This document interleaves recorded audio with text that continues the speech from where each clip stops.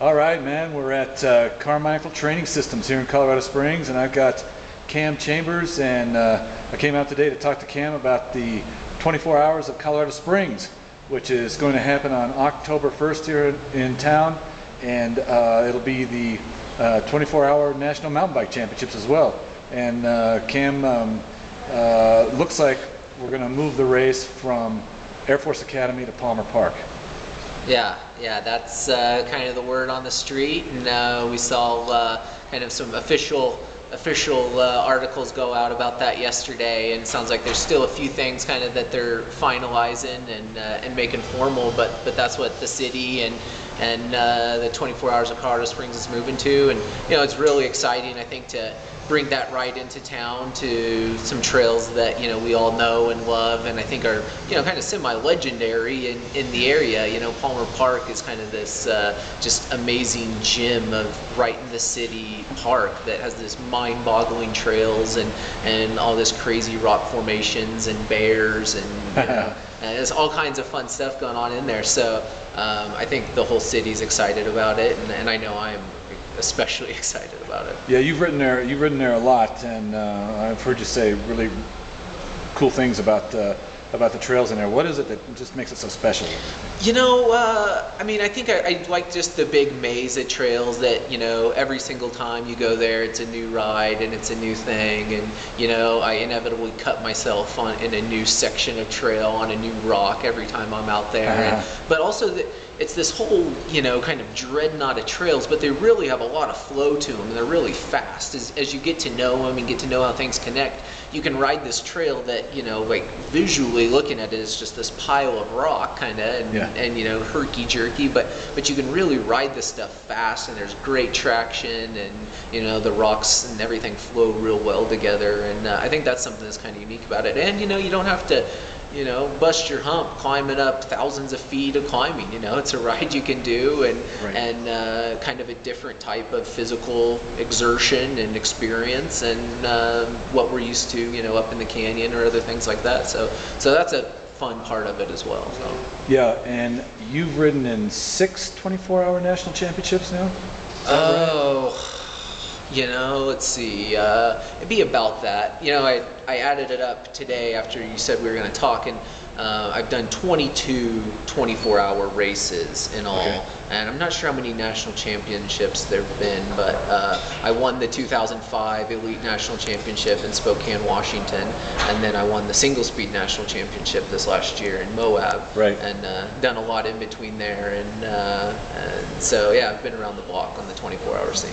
Yeah, and for a 24-hour rider, you're 16, 18 hours into the race, you're getting tired. What's Palmer Park going to be like?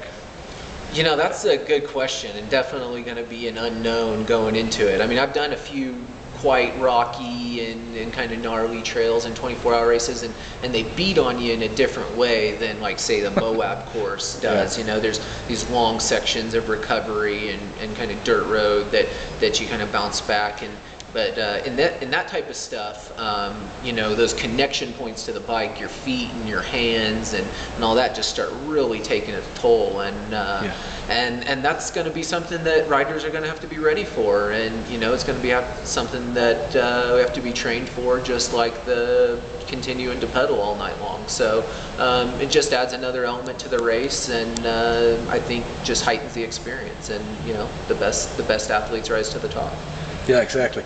And just thinking about the scene of a 24-hour race and the number of racers and the festival and everything that goes with it and the activity, you've seen plenty of those. Now, just imagine plopping that down in Palmer Park in Colorado Springs.